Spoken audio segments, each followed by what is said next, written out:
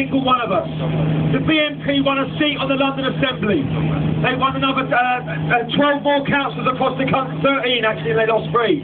And they got over 450,000 votes across England. And that's a warning. And that means we've got to start, we can't just ignore them and hope that they go away. We have to now stand full square and say this has got to be one of the major campaigns that the left and the anti-racist movement takes part in. The second thing is this: we have to call them what they are. And what they are is Nazis. And I'll tell you why we have to do that. 3 years ago I spoke at United Against Fascism conference and I called Nick Griffin a Nazi. 6 weeks later I got a letter from his solicitor and he said if I called him a Nazi once more, he was going to take me to court. I went to the conference and I called Nick Griffin a Nazi. He wrote to me again.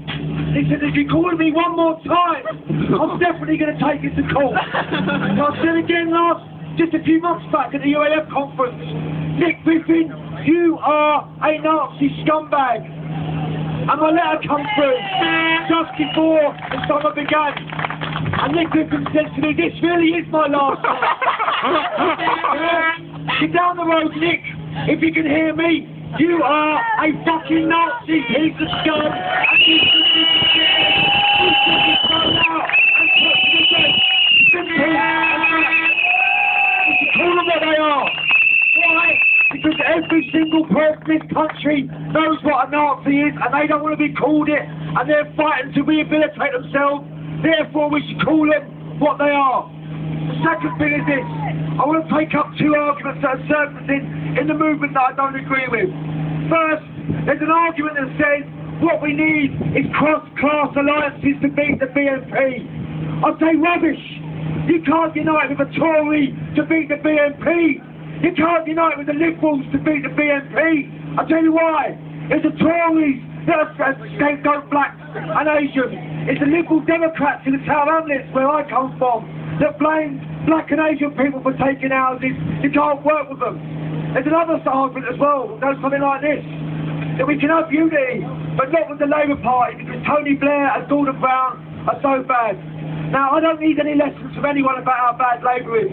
This Labour government's been terrible. But I'll say this, in all honesty: if we don't unite everyone together, we will be much weaker. We have to learn the lessons from the 1930s, where the Communist Party and the Social Democratic Party split and divided.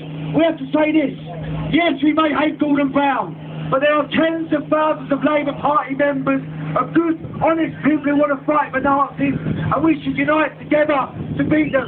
United we stand, divided we fall. I'll tell you one other reason we should do that. It's because the BNP will not discriminate between a Trotskyist and a Labour Party member. The BNP will not discriminate against a Labour Party member and anarchists. If we go, they go as well, and therefore we've got an interest in standing